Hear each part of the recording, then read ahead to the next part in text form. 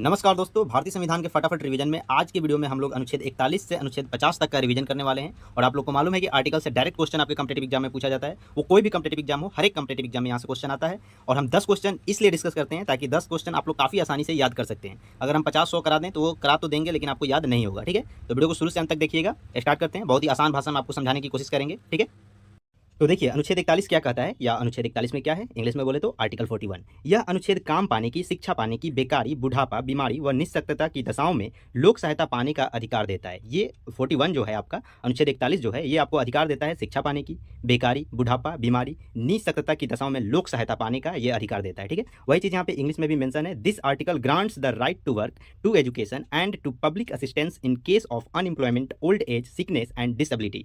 तो आपको समझ में आ गया होगा। अब हम देखते हैं नेक्स्ट अगला अनुच्छेद आपका क्या कह रहा है। तो देखिए नेक्स्ट अनुच्छेद आपका है अनुच्छेद 42, इंग्लिश में बोले तो आर्टिकल 42। यह अनुच्छेद क्या कहता है, तो यह अनुच्छेद काम की न्याय संगत और मानवीय परिस्थितियां तथा मातृत्व राहत, प्रसूति सहायता, मैटरनिटी रिलीफ का उपबंध करता है। ठीक है, तो ये आपको इसमें क्या पॉइंट आपको याद रखना है, आपको याद रखना है इसमें ये जो अनुच्छेद है, काम की न्याय संगत और मानवीय परिस्थितियां तथा मातृत्व राहत, प्रसूति सहायता, ये बहुत इंपॉर्टेंट है। आपको ऐसे पूछा जाता है कि सहायता आपका किस अनुच्छेद में है, तो अनुच्छेद 42 वहाँ पे आपको टिक आउट करके आना पड़ेगा। ठीक है, मैटरनिटी रिलीफ। ठीक है, वही चीज़ यहाँ पे इंग्लिश में भी है। इंग्लिश आप लोग पढ़ सकते हैं इंग्लिश मीडियम वाले, नहीं तो अगर सबका इंग्लिश हम पढ़ेंगे तो बहुत ज़्यादा वीडियो लंबा हो जाएगा। ठीक है, नेक्स्ट देखते हैं अगला क्या है। अगला अनुच्छेद है आपका अनुच्छेद 43 आर्टिकल 43। यह अनुच्छेद क्या कहता है, यह अनुच्छेद श्रमिकों के लिए निर्वाह मजदूरी, शिष्ट जीवन स्तर और सामाजिक व सांस्कृतिक अवसर सुनिश्चित करता है। मतलब ये क्या समझ में आया आपको। यह अनुच्छेद कहता है कि श्रमिकों को निर्वाह मजदूरी अवश्य मिलना चाहिए जो भी है। ठीक है, और शिष्ट जीवन स्तर और सामाजिक व सांस्कृतिक अवसर सुनिश्चित करता है। ठीक है,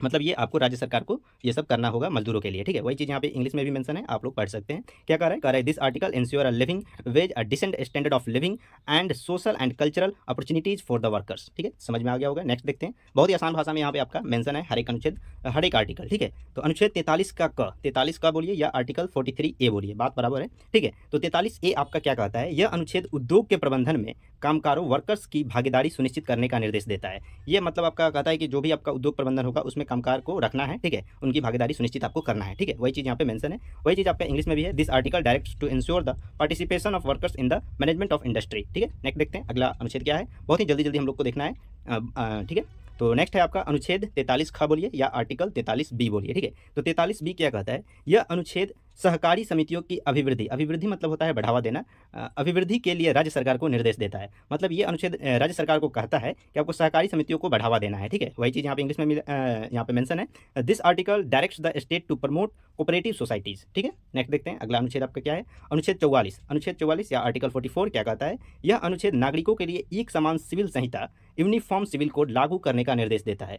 अनुच्छेद 44 आपको याद रखना है। अनुच्छेद 44 क्या कहता है कि यह नागरिकों के लिए एक समान सिविल संहिता लागू करना है। ठीक है, एक समान सिविल संहिता, यूनिफॉर्म सिविल कोड लागू करना है। ठीक है, लागू करने का ये निर्देश देता है। ठीक है, वही चीज़ यहाँ पे इंग्लिश में मेंशन है, आप लोग पढ़ सकते हैं। नेक्स्ट देखते हैं अगला अनुच्छेद है अनुच्छेद 45 आर्टिकल 45 क्या कहता है, यह अनुच्छेद राज्य को निर्देश देता है कि वह 6 वर्ष से कम आयु के बच्चों के लिए प्रारंभिक बाल अवस्था देखभाल और शिक्षा प्रदान करने का प्रयास करे। मतलब जो भी बच्चे हैं जो 6 वर्ष से कम आयु के हैं उनका देख रेख जो करेगा राज्य जो है वो देख रेख करेगा और शिक्षा भी प्रदान करेगा 6 वर्ष के तक के बच्चों को। ठीक है, तो अनुच्छेद 45 में क्या मेंशन है, अनुच्छेद 45 में आपको एक पॉइंट याद रखना है कि अनुच्छेद 45 में क्या मेंशन है, 6 वर्ष से कम आयु के बच्चों के लिए प्रारंभिक बाल अवस्था देखभाल और शिक्षा प्रदान करने का प्रयास करना है राज्य को। ठीक है, वही चीज़ यहाँ पे इंग्लिश में भी मेंशन है, आप लोग पढ़ सकते हैं।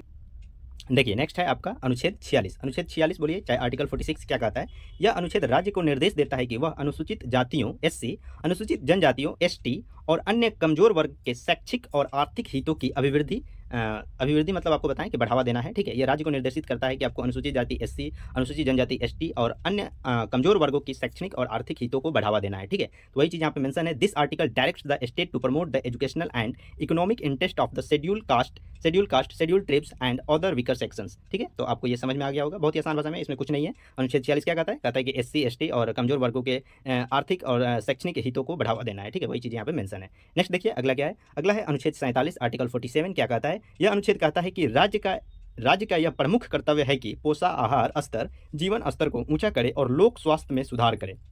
मतलब आपको समझ में बहुत ही आसान है, कुछ नहीं है। अनुच्छेद 47 आपका कहता है कि राज्य का यह प्रमुख कर्तव्य है, राज्य सरकार का यह प्रमुख कर्तव्य है कि पोषण आहार स्तर और जीवन स्तर को ऊंचा करे और लोक स्वास्थ्य में सुधार करे। वही चीज़ यहाँ पे इंग्लिश में मेंशन है, आप लोग देख सकते हैं, कह रहा है कि this article state that's it is the primary duty of the state to raise the level of nutrients and the standard of living and to improve public health. ठीक है, नेक्स्ट देखिए अगला क्या है। अगला अनुच्छेद है आपका अनुच्छेद 48 आर्टिकल 48। ये क्या कहता है? यह अनुच्छेद कहता है कि राज्य कृषि और पशुपालन को संगठित करें और गाय, बछड़ा व दुधारू पशुओं के वध पर रोक लगाएं। ठीक है, वही चीज़ यहाँ पे इंग्लिश में मेंशन है। This article state that the state shall organise agriculture and animal husbandry and prohibits the slaughter of cows, calves and milch animals. ठीक है, मतलब आपको समझ में आ गया होगा अनुच्छेद 48 क्या कह रहा है। मुख्य रूप से कह रहा है कि आपको पशुपालन, कृषि को संगठित करना है, गाय, बछड़ा, दुधारू पशुओं के वध पर रोक लगाना है, ये सब राज्य सरकार की काम है। ठीक है, वही चीज़ यहाँ पे मेंशन है। नेक्स्ट देखते हैं, अगला है अनुच्छेद 48 का, जिसको आप लोग बोल सकते हैं आर्टिकल 48A। ठीक है, तो ये क्या कहता है? यह अनुच्छेद कहता है कि राज्य पर्यावरण का संरक्षण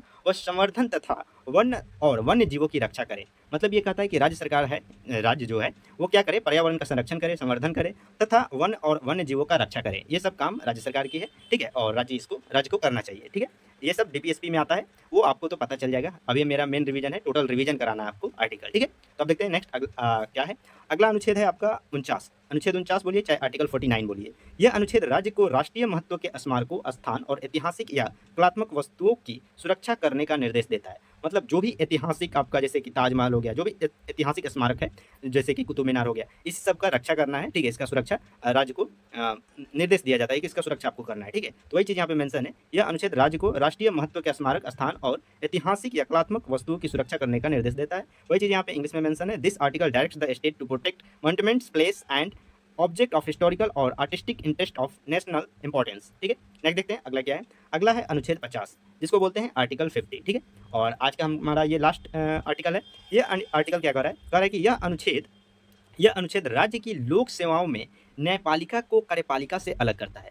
जो देखिए आर्टिकल जो 50 है, आर्टिकल 50 अनुच्छेद 50 क्या कहता है? कहता है कि यह अनुच्छेद जो है यह राज्य की लोक सेवाओं में न्यायपालिका को कार्यपालिका से अलग करता है। ये बात आपको ध्यान रखना है।